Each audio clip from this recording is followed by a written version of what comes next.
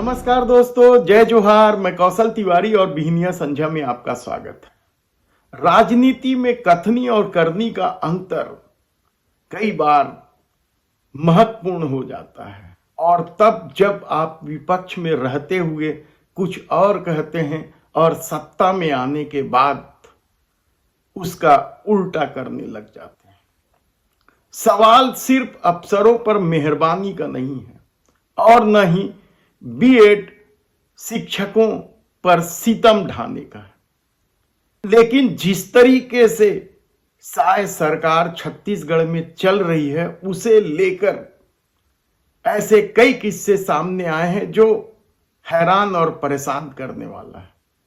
हम आपको बताएंगे कि किस तरीके से शिक्षा विभाग जो छत्तीसगढ़ के मुख्यमंत्री विष्णुदेव साय के पास है, उस विभाग में किस तरीके से भ्रष्ट अफसरों पर सरकार मेहरबान है और बीएड शिक्षकों को अब निकालने का फरमान जारी हो गया है। यह फरमान कहां से जारी हुआ है, कितने शिक्षक इसमें प्रभावित हुए हैं, यह हम बताएं उससे पहले कुछ छत्तीसगढ़ की दुखद और दिल दहला देने वाली घटना बता रहे हैं। नक्सलियों का अपना खेल है। बंदूक की नोक पर वे सिर्फ वसूलीबाजी कर रहे हैं। उन्हें न तो उन पुलिस परिवार पर दया आती है जो अपना परिवार चलाने के लिए पुलिस में भर्ती हैं, और न ही उन मासूम आदिवासियों पर। नक्सलियों और पुलिस के बीच में किस तरीके से आदिवासी पिस रहे हैं। आईडी ब्लास्ट करके जवानों को उड़ा देने वाले नक्सलियों के कहां कहां आईडी छिपे हुए हैं और इसके चलते किस तरीके से मासूम बच्चों का जिंदगी दांव पर है। यह दुखद खबर दोरनापाल का है। चिंतलनार थाना क्षेत्र के तिम्मापुरन गांव में नक्सलियों ने आईडी लगा रखा था और एक मासूम बच्ची खेलते खेलते उस प्रेशर बम तक पहुंच गई और उसे छू लिया और बुरी तरीके से वह घायल हो गई। तो दूसरी तरफ निगम चुनाव और ग्राम पंचायतों के चुनाव को लेकर राजनीति गर्म हो गई है। सत्ता का अपराधियों को संरक्षण कोई नया नहीं है और मामले का खुलासा होने के बाद किस तरीके से आरोप प्रत्यारोप लगाए जाते हैं, यह पत्रकार मुकेश चंद्राकर के हत्या के बाद सामने भी आया है कि सीधी कार्रवाई करने की बजाय राजनीति करने लग गई थी भारतीय जनता पार्टी। लेकिन राजधानी में गौ कसी के मामले में भी तो राजनीति होने लगी है।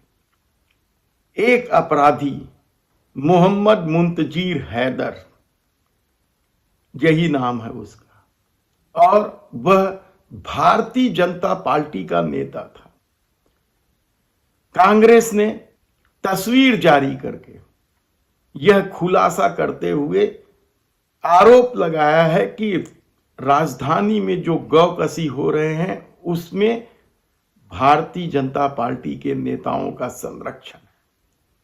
पश्चिम के दमदार मंत्री रहे राजेश मूणत पर यह आरोप है और उसके एक समर्थक प्रफुल्ल विश्वकर्मा पर। राजनीति का अपना हिसाब है, क्या कुछ फर्क पड़ेगा कहना मुश्किल है, क्योंकि उत्तर प्रदेश में भी तो जो गौ तस्कर पकड़ाए थे उसमें से बहुत सारे लोगों का संबंध हिंदूवादी संगठनों से जुड़ा दिखाई दे रहा था। लेकिन आज हम इन घटनाओं के अलावा भी तेलीबांधा वीआईपी रोड स्थित निर्माणाधीन रेसिडेंशियल कॉम्प्लेक्स में हुई घटना का हल्का सा जिक्र कर देते हैं। इस पर हम विस्तार से चर्चा करेंगे। अभी तो सिर्फ आरोप यह है कि सत्ता जो बिल्डर्स हैं आनंद सिंघानिया, उसके दबाव में है। क्यों दबाव में है यह हम विस्तार से फिर आपके सामने पूरा मामला लेकर आएंगे। हमारी टीम लगी हुई है, एक एक मामले की पड़ताल कर रही है, क्योंकि इस घटना में 3 लोगों की मौत हो चुकी है, जबकि उद्योगों में हो रहे दुर्घटनाओं को लेकर पुलिस का रवैया को लेकर भी तो खबरें हैं। और अब कहा जा रहा है कि जो बेरला ब्लॉक में जो स्पेशल ब्लास्ट फैक्ट्री में ब्लास्ट हुआ था, क्या उसे भी क्लीन चिट दे दी गई है। कुछ खबरें सामने आई हैं, हमारी टीम लगी है, हम विस्तार से बताएंगे। लेकिन आज हम बात कर रहे हैं सत्ता की मेहरबानी, किस तरीके से अफसरों पर मेहरबान है सत्ता, और कहीं और का उदाहरण नहीं है। ये शिक्षा विभाग का उदाहरण है, जहां प्रमोशन के बाद पोस्टिंग में बड़े स्तर पर फर्जीवाड़ा किया गया था, और इस फर्जीवाड़ा के खुलासे के बाद 11 अधिकारियों को सस्पेंड भी किया गया था। लेकिन उन पर सत्ता किस कदर मेहरबान है, यह हम बताएं। उससे पहले सत्ता के सितम का मामला सुन लीजिए। बीएड शिक्षक बकायदा सरकार के नियमानुसार परीक्षा देकर शिक्षक बने थे, और उन्हें अब समायोजन की उधर समिति बना दी है, और इधर उन्हें निकालने का काम भी शुरू हो गया है। सरगुजा संभाग से खबर आ रही है कि 3 दर्जन से अधिक बीएड सहायक शिक्षकों को नौकरी से निकालने का फरमान जारी हो चुका है।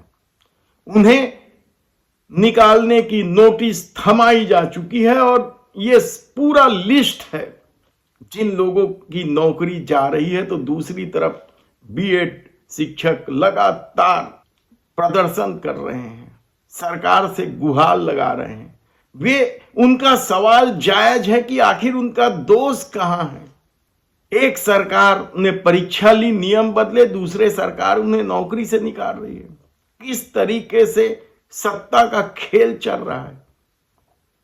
दुखी हैं वे, रो रहे हैं, और जिस तरीके की बातें कर रहे हैं, कभी भी अनहोनी हो जाए तो कोई अचरज की बात नहीं है। लेकिन समिति बना दी गई है, पता नहीं कब रिपोर्ट आएगी। तो दूसरी तरफ किस तरीके से अधिकारियों पर मेहरबानी दिखाई जा रही है। और हैरानी की बात तो यह है कि शिक्षा विभाग मुख्यमंत्री के पास है, और उसके बाद भी भ्रष्टाचारियों को उल्टा लटकाकर सीधा करने का दावा कहां गया। पत्रकारों के सवाल पर किस तरीके से उलझते दिखे मुख्यमंत्री विष्णुदेव साय, हालांकि उन्होंने बात संभाल ली। पहले यह सुन लीजिए। बिल्कुल बिल्कुल उल्टा लटकाने की तो बात हमने कही थी, लेकिन बिल्कुल उल्टा लटकाने की तो बात हमने कही थी, लेकिन ये लेकिन जो था ना, उसके बाद की लाइन संभाल ली गई। बिल्कुल उल्टा लटकाने की तो बात हमने कही थी, लेकिन आज भी आप लोगों के माध्यम से कहते हैं कि ये सब इस प्रदेश में चलने वाला नहीं है। अगर आपको गोकशी करना है तो आप इस प्रदेश को छोड़ दें तो बेहतर होगा। वह लेकिन क्या है, और यहीं से मेहरबानी का वह मामला सामने आता है।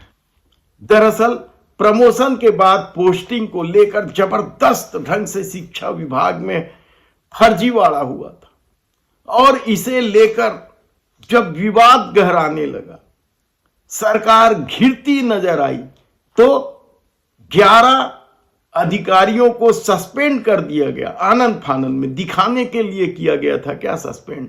वे 11 अधिकारी कौन थे? हेमंत उपाध्याय प्रभारी संयुक्त संचालक सरगुजा, एस के प्रसाद ये भी प्रभारी संयुक्त संचालक हैं बिलासपुर में, गिरधर मरकाम ये भी प्रभारी संयुक्त संचालक हैं दुर्ग में, के कुमार संभागी संयुक्त संचालक हैं रायपुर में, के कुमार। इसके अलावा CS ध्रुव जिला शिक्षा अधिकारी हैं बलौदा बाजार में, RK वर्मा प्राचार्य हैं डाइट रायपुर में, DS ध्रुव सहायक संचालक रायपुर, शैल सिंह सहायक संचालक रायपुर, उषा किरण खलको ये भी सहायक संचालक है रायपुर में, संजय पुरी गोस्वामी ब्लॉक शिक्षा अधिकारी है धरसीवा में, और एक और ब्लॉक शिक्षा अधिकारी सिमगा एस के गेंदले। इन 11 लोगों को सस्पेंड कर दिया गया था, लेकिन इनमें से 4 अधिकारियों को तो बकायदा आरोप पत्र जारी करके विभागीय जांच शुरू हो चुकी थी, जिसमें से प्रभारी संयुक्त संचालक सरगुजा में जो पदस्थ थे हेमंत उपाध्याय, वे कोर्ट चले गए थे और स्टे ले आए थे। लेकिन बाकी अधिकारी, चाहे एस के प्रसाद हो, गिरधर मरकाम हो या के कुमार हो, ये तो कोर्ट नहीं गए थे। फिर इन्हें उसी पद पर किस तरीके से बिठा दिया गया या बिठाया रखा गया है, ये साबित करता है या इंगित करता है कि सत्ता किस तरीके से चल रही है। एक तरफ वो फिल्मी गीत है ना कि अपनों पे सितम गैरों पे करम, लेकिन यहां अधिकारियों पर करम और बीएड सहायक शिक्षकों पर सितम का मामला है।